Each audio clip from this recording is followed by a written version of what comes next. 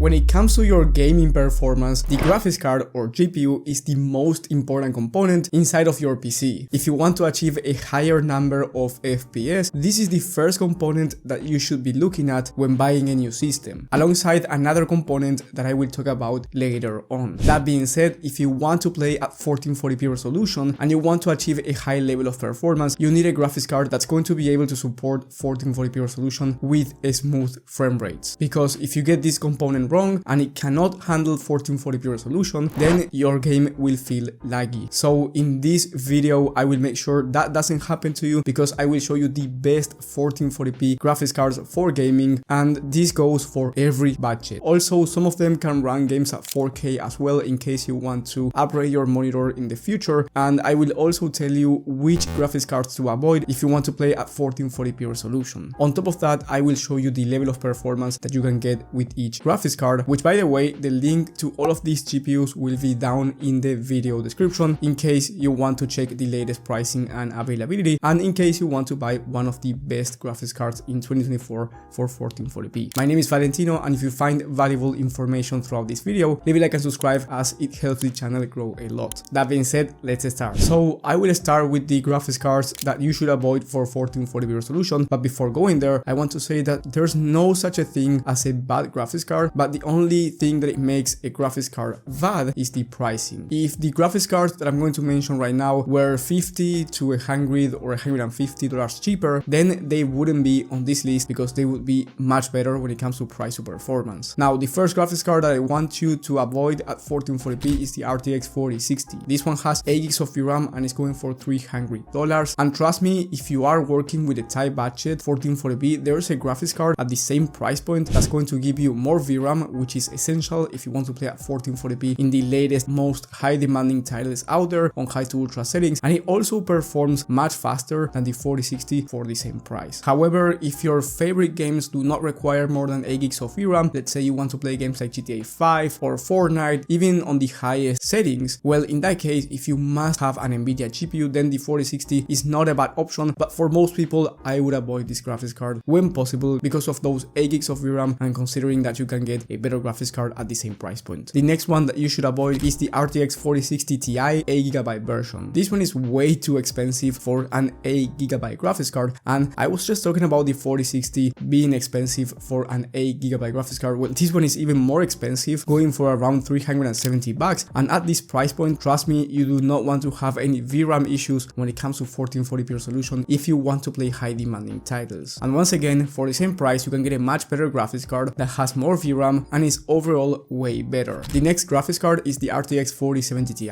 Now, don't get me wrong, this graphics card is amazing, and I do have this graphics card inside of my personal system because I do think that it's great when it comes to content creation performance, and also I bought this graphics card when it was released, but right now it's not worth it. It has 12 gigs of VRAM, which is enough for 1440p, but it's quite expensive for a 12 gigs of VRAM graphics card, right now going for around $700, and if you want to have an Nvidia GPU for $100 more, you can get another Nvidia graphics card that's slightly faster than this one, has more VRAM, and if you are willing to go AMD, for the same price you can get a GPU that's as fast when it comes to your gaming performance and it has more VRAM. So don't get the 4070 Ti. Once again, if you already have it, this is a great 1440p graphics card, but if you have to build a PC from scratch, just spend an extra $100 and get the faster GPU that I will be talking about in a second. And now let's go through the best 1440p graphics cards in 2024 so far, and remember that when you're watching this video, the prices might be different because they actually change quite fast. So if you want to check the latest pricing and availability, check the links in the video description. Also, if you were wondering, every graphics card in this list is going to be able to run 1080p resolution, very fast FPS. I do think that some of these are an overkill for 1080p, but if you have a 1080p monitor and you want to eventually upgrade to 1440p, then you can use the same graphics cards and get a very fast level of performance. And I will show you the level of performance that you can get with each graphics card from one of the latest tests from TechSpot at 1440p resolution high to ultra settings, which, if you didn't know, this test is a very high demanding test where games like Cyberpunk 2077 and The Last of Us Part 1 are being tested, and as I said before, on high to ultra settings. As you can see, super high demanding games for this GPU. So getting anywhere from 70 to 100 FPS on average in this type of games means that the graphics card is going to be amazing for 1440p resolution for most both titles. So the first one, if you are in a budget, I recommend you getting the RX 6750 XT, going for around $300, so around the same price as the 4060, and it's much better when it comes to your gaming performance. And here you get 12 gigs of VRAM, which is ideal for 1440p. You can expect around 70 plus FPS on average at 1440p ultra settings in high demanding titles, and 200 plus FPS on average in esports shooters such as Fortnite, Valorant, CS2, and these type of games depending on your CPU. On a mid-range level, we have the RX 6800 going for around $360. This one will allow you to play at 1440p resolution high to ultra settings, 85 plus FPS on average, which is a really good frame rate considering the type of games that are being tested, as I said before. And then if you want to play esports shooters, here you can expect 240 plus FPS in competitive settings at 1440p, once again depending on the CPU that you have. Here it's also worth mentioning that you can also buy the RX 7700 XT, which is basically the same graphics card as the RX 6800. The only difference is that it's newer, but you get less VRAM and it's more expensive at the moment, going for around $400. So I would honestly get the graphics card that's cheaper between the two. So if you see the 7700 XT going for a cheaper price compared to the 6800, then get the 7700 XT. But if you see the 6800 going for a cheaper price, get that one instead. Now, if you want an upper mid-range graphics card, we have the RX 7800 XT, which is going for around $480 at the moment, and will allow you to play any game at 1440p high to ultra settings. In fact, you can achieve 100 plus FPS on average when it comes to high demanding titles, high to ultra settings. So amazing when it comes to 1440p, no compromise gaming, and then you can achieve 300 plus FPS on average in competitive esports shooters depending on the CPU that you have. By the way, the CPU is quite important, but I will get to that in a second. The next graphics card that I do recommend you buying for 1440p, well, two graphics cards. We have the 7900G RE from AMD going for $520, allowing you to play high demanding titles at 1440p at 105 FPS on average, and then 300 plus FPS when it comes to esports shooters. And then we have the RTX 4070 Super from Nvidia, which is going for around $565. It is slightly faster when it comes to 1440p resolution rasterized performance compared to the 7900G RE, but honestly it's almost the same, and you will not notice the performance difference when it comes to native resolution, because with the 4070 Super you can expect 108 FPS on average, and with the GRE 105. So a 3 FPS average difference is not going to make a difference for your human eyes. However, the 4070 Super, even though it's more expensive and it's almost the same when it comes to your gaming performance, has a better level of ray tracing in case you are interested in that, and also it has DLSS. If you are going to be playing with upscaler on, so FSR or DLSS, well, DLSS works better, it has a better image quality and better performance. So in my opinion, the Nvidia graphics card with the Nvidia feature set is actually worth it for some people, especially if you are going to be playing either with ray tracing enabled or DLSS, or if you want to do content creation. For most video editing and productivity work applications, Nvidia works better, so the 4070 Super is actually a nice option. Keep in mind that the 7900G RE has 16 gigs of VRAM and the 4070 Super has 12. I do think that 12 gigs of VRAM is enough for most games at 1440p right now, but if you want to play at 4K down the line, or if you want to play very high demanding titles and you know that you are going to be using more than 12 gigs of VRAM, then the 7900G RE becomes your best option. Now let's talk about the best performance 1440p graphics cards in the market, and here once again we have two options. You can either get the 7900 XT from AMD or the RTX 4070 Ti Super from Nvidia. Both of these GPUs are going to be amazing when it comes to 1440p resolution, and you can also play at 4K no issues, and I will get to the 4K level of performance in a second. But basically at 1440p you can expect well over 120 FPS from both graphics cards on high to ultra settings in high demanding titles, and then you can expect well over 360 plus FPS on average when it comes to esports shooters depending on your CPU. So great graphics cards for 1440p and 4K, which by the way at 4K you can expect 70 plus FPS on average when it comes to high to ultra settings in high demanding titles at this resolution. And if you turn on DLSS or FSR, which I do recommend you turning on if you are going to be playing at 4K on the most high demanding titles, then you can expect around 80 to 100 plus FPS depending on the game that you are playing and depending on the settings. Also, the last graphics cards I've mentioned, the 4070 Super and 7900G RE, can run games at 4K 60 plus FPS on average native resolution, and if you turn on your upscaler, then you are going to be achieving around 70 to 80 or 90 FPS on average depending on the game and the settings. So honestly, you are getting great graphics cards for both resolutions here, but I had to say that the 4070 Ti Super, even though it's almost $100 more expensive, is my recommendation for you, because yes, $100 more might sound like too much, but you are already spending $700 on a graphics card if you want to go with the 7900 XT. And honestly,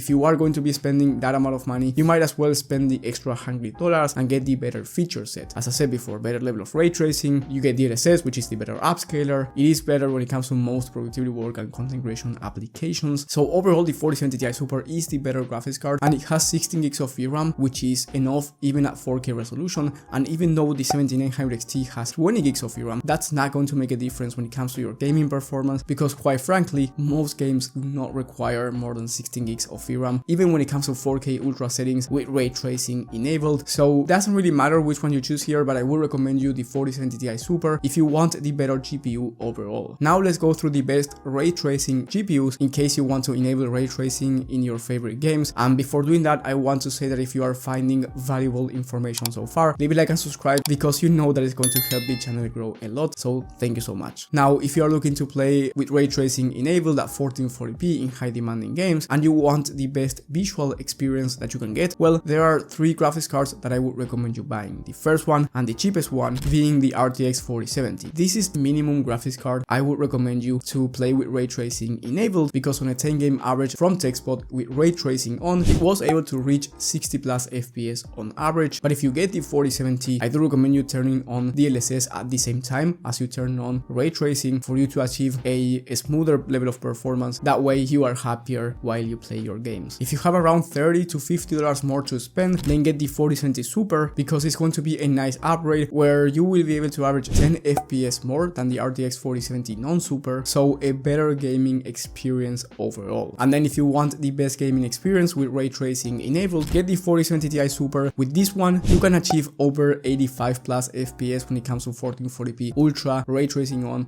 in high demanding titles. You can also turn on DLSS if you want to achieve over 100 FPS, but honestly, even with native resolution, you are going to be fine, because 85 plus FPS in high demanding titles means that the level of performance is amazing regardless on whether you turn on or you don't turn on your upscaler DLSS. Now, I wouldn't recommend you any AMD graphics card if your main focus is going to be playing with ray tracing enabled, because the level of performance when it comes to ray tracing is just not there for AMD. And for you to have an idea, the RX 7900 XT, which is my recommendation for the best of the best for 1440p from AMD, can run games with ray tracing enabled with about the same level of performance as the minimum graphics card from Nvidia, the RTX 4070, which is quite cheaper. So Nvidia graphics cards are the best when it comes to ray tracing performance, and that's no secret. And then we have graphics cards in the gray zone. Basically, these are GPUs that I wouldn't avoid and I would recommend you considering, but they are not as good in terms of price or performance for gaming. That's why they are not my #1 recommendation, but also they are not in the worst 1440p graphics cards where you should avoid them. I do think that you should consider them depending on your workloads. The first one being the RX 7600 XT. This one is a bit more expensive than the recommended RX 6750 XT, and is slightly worse when it comes to your gaming performance, so lower FPS for a higher price. However, this graphics card is not terrible. It has a very strong level of 1440p performance, and if the RX 6750 XT or 6700 XT is not in stock anymore, or maybe they start producing it when you are watching this video, then the 7600 XT becomes the #1 option. So it's a really nice alternative compared to the 6750 XT, but I would like this graphics card to go for around $260 to be my #1 recommendation. The next one is the RTX 4060 Ti 16GB version. Now, I do not recommend you this GPU from Nvidia if you want to do gaming as your #1 priority, because for around the same price you can get the RX 7800 XT, which is much better when it comes to gaming performance compared to the 4060 Ti, and not even native rasterized level of performance. As I said before, Nvidia is much better when it comes to ray tracing performance. In this case, the 7800 XT is better when it comes to ray tracing compared to the 4060 Ti 16GB version, because the performance difference is really big between the two. So do not buy this one for just gaming, but if you are a content creator, you need 16 gigs of VRAM and you want to do gaming on this side, then the 4060 Ti 16GB version becomes quite appealing depending on the workloads that you do. But for content creators who want to do content creation first and maybe gaming on the side, then the 4060 Ti 16GB version, I do recommend you considering it. And it's also pretty strong when it comes to 1440p resolution gaming, just not as strong as the 7800 XT. And then the last one on the gray zone is the RTX 4070. It's slightly more expensive than the 7900 GRE for a worse gaming experience, and it's $30 cheaper than the 4070 Super. So the thing with this graphics card is that in my opinion, the price is a bit awkward, because for not that much more you can get the 4070 Super, which is faster, and for less you can get the 7900 GRE, which is faster as well. I'd love to see this graphics card going for around 450 to 480 bucks, and in that case it would be my number one recommendation, but as of right now I cannot recommend it. However, this graphics card is not bad at all, and it's very nice when it comes to 1440p resolution if you want to have an Nvidia graphics card and you do not want to spend those extra 30 bucks for the 4070 Super. And as I said before, keep in mind that the CPU is very important when it comes to 1440p resolution or just any resolution in terms of gaming performance, because if your CPU is not strong, even though your GPU can be strong, your CPU will be bottlenecking the level of performance that your GPU can get, so it's going to be holding your graphics card back. Trust me, you do not want this to happen, because this is what causes FPS drops or lag, so it can be quite a headache. For that reason, I highly recommend you watching my video on the best CPU and GPU combos for all resolutions in 2024. You will find that one in the top right of the screen. And if you need my personal PC help, where you want me to help you out with your entire system, whether it's a PC build, a pre-built PC or a laptop, you just tell me what you need and I will give you the perfect PC. Well, that's going to be the top link in the description. Thank you guys for watching, thank you for the support, and I will see you